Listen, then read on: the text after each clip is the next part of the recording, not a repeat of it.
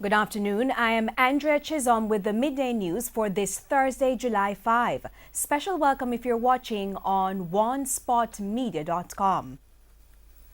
Prime Minister Andrew Holness is still being criticized for just shifting the energy portfolio from Dr. Andrew Wheatley. Some political commentators believe the Prime Minister's actions regarding Dr. Wheatley and Petrojam were only done because of public outcry.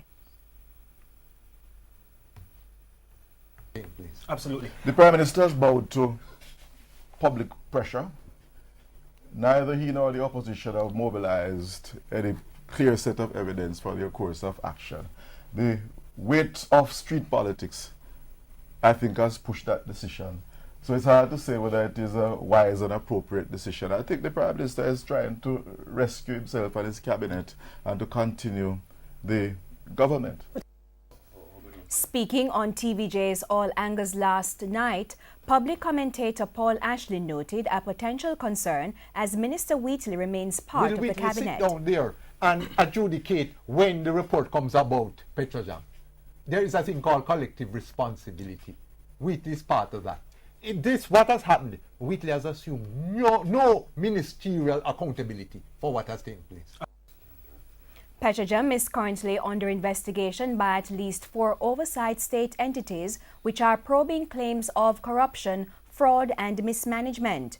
On Monday, Dr. Wheatley was stripped of the energy portfolio, but he is still in charge of science and technology. Prime Minister of Barbados, Mia Mottley, did not mince words as she urged the leaders of the region to get serious about integration. She was speaking last night at the opening ceremony of the 39th meeting of CARICOM heads of government. Our reporter Vashan Brown is at the Montego Bay Convention Center and now joins us live. Vashan? Thank you very much, Andrea. Now, a closed meeting is now taking place with CARICOM leaders. And later on, Prime Minister Andrew Holness, who is also the chairman of CARICOM, will have a working lunch with the president of Cuba, Miguel Diaz-Canel. Now, last night was the opening ceremony, and the Prime Minister of Barbados, Mia Mottley, addressed that gathering. Now, Ms. Mottley took on the controversial issue of free movement, and specifically as it relates to Haiti. She said one of her first duties as Prime Minister was to lift the visa requirements for Haitians to travel to Barbados, and she explained why. Every day, we allow people who are not members of this community to travel freely into the Caribbean without visas. Haiti took the extraordinary step of signing the revised Treaty of Chaguaramas and committing to a CARICOM single market and single economy.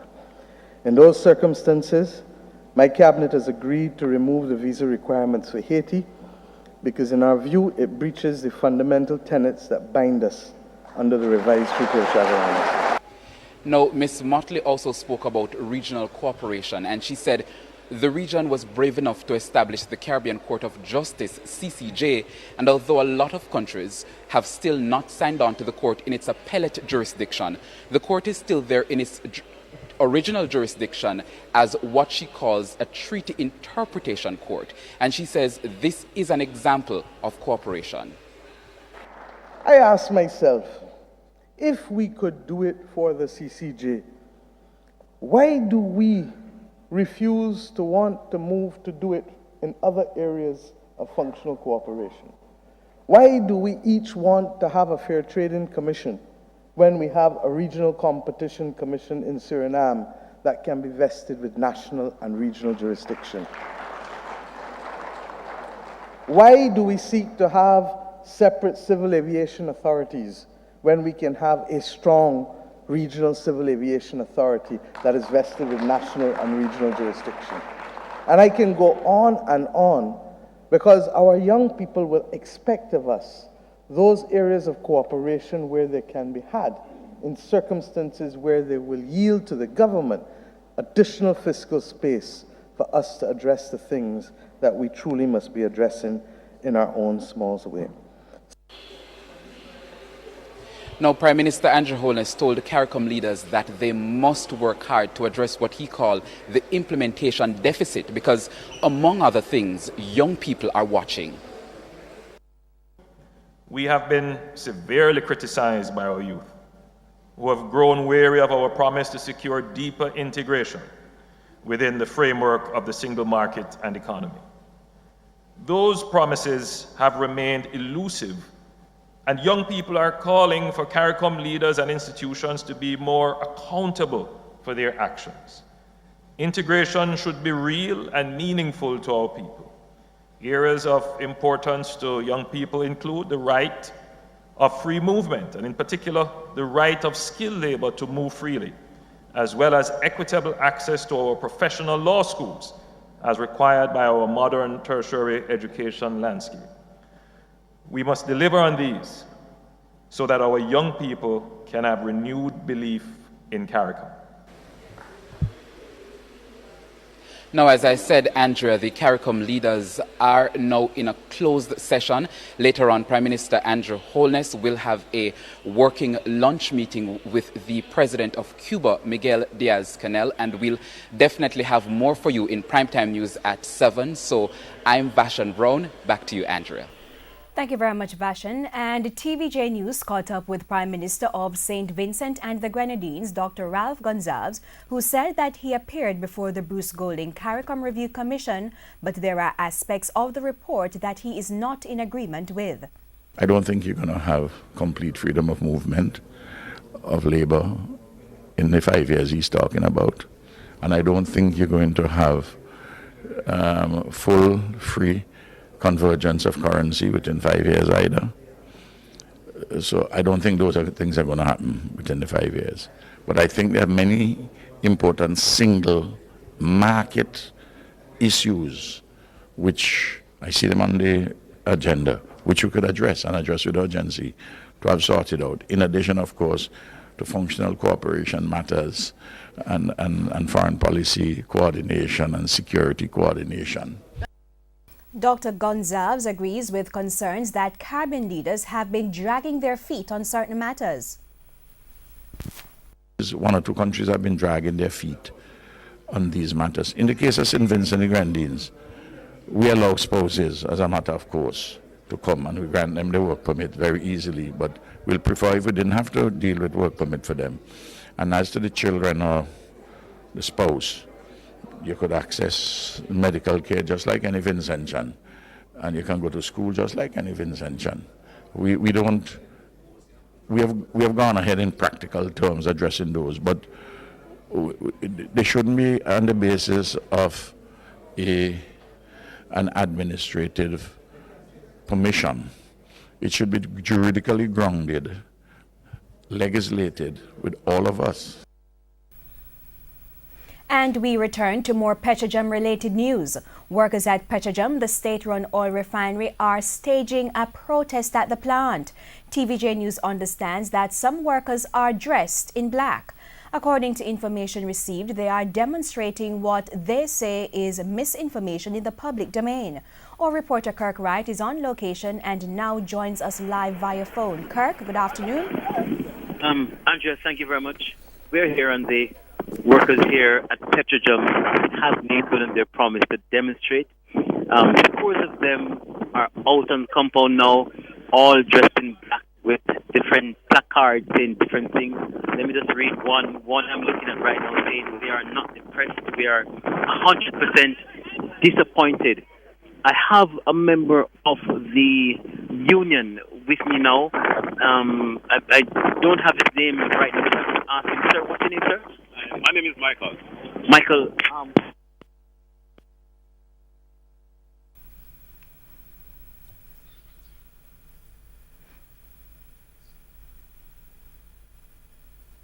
And we seem to have lost Kirk via phone. We'll try and connect with him to get more details of that protest that is underway at the state-run oil refinery Petrojam. Now, more than $1 million seized by the police more than 3 years ago during an operation in St. Andrew will be going to the government's coffers.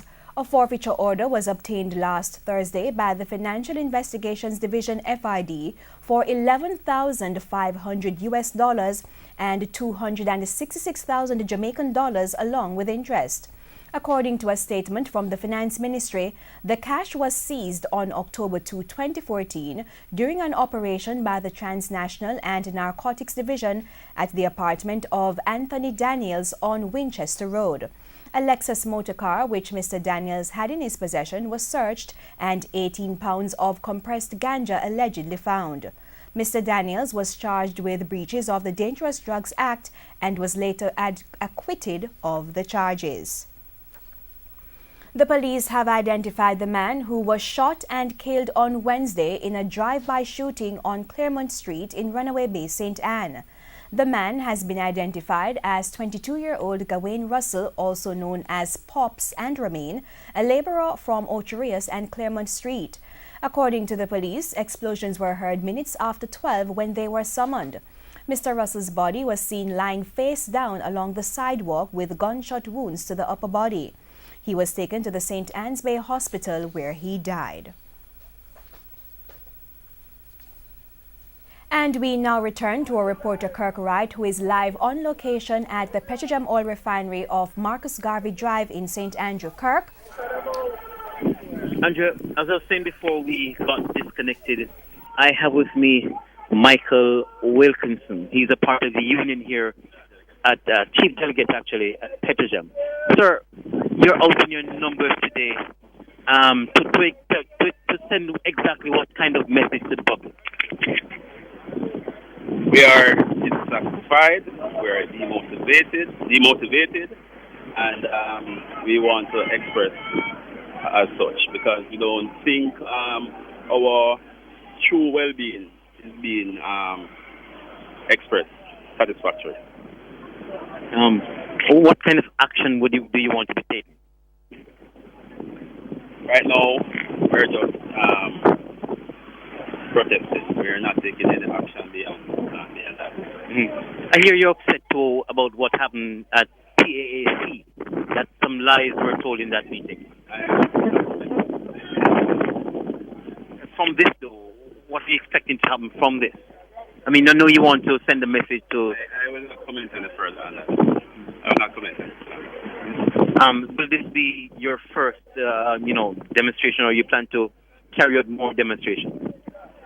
As I said, right here, we're gathering and we're showing support for all the staff members. So I cannot speak to anything in the future with regard to demonstration. But right here, right now, we're doing this right here, right now. Thank you very much, sir. We just spoke to Michael Wilkinson, and he essentially said that all they want to do is to make the public aware of what's happening and the fact that they are dissatisfied. Scores of them here are just in black. Again, let me just read some of what is written on the placards. I'm looking at one now that says employee engagement 33% and falling. Staff morale is low. We're not depressed. We are demotivated. And usher them out as to who they're speaking about, we're not exactly sure. But they're here, and they came out exactly 12 o'clock using their lunchtime to demonstrate right outside at Gate 1 at Petrojam here, Andrea. Thank you very much, Kirk, and we'll sure to have more details on that developing story later in primetime news at 7. And we now go to news in sports. World and Olympic champion over 110-meter hurdles Omar McLeod headlines the list of 7 Jamaicans down to compete in Tuesday's Diamond League meet. It's scheduled to start at 1 o'clock. A preview in this report. Though his season's best of 13.01 seconds was wind-assisted, Omar McLeod has also turned in a creditable 13.16 seconds so far this season, with both of those performances coming in the month of May. McLeod, who may need to better those times come Thursday, will have company in his countryman Commonwealth gold medalist Ronald Levy in the race. They will meet fierce competition from world leader Sergei Shubenkov and American world record holder Aries Merritt. Meanwhile, double Olympic gold medalist Elaine Thompson, with her season's best time of 10.93 seconds, will line up in the women's 100 meters alongside the Ivory Coast pair of Marie-José Talou and Muriel Ahore and the former 200-meter world champion Daphne Skippers. Commonwealth silver and bronze medalist Anastasia Leroy and Stephanie McPherson will go in the women's 400 meters. Elsewhere, Olympic 400 meters bronze medalist Sharika Jackson will face the starter in the women's 200 meters, which is a non-Diamond League event. Trishana McGowan, TVJ Sports. And that's the Midday News. I'm Andrea Chisholm. Do remember to join us at 7 for the Primetime News Package. On behalf of the News, Sports and Production teams, good afternoon.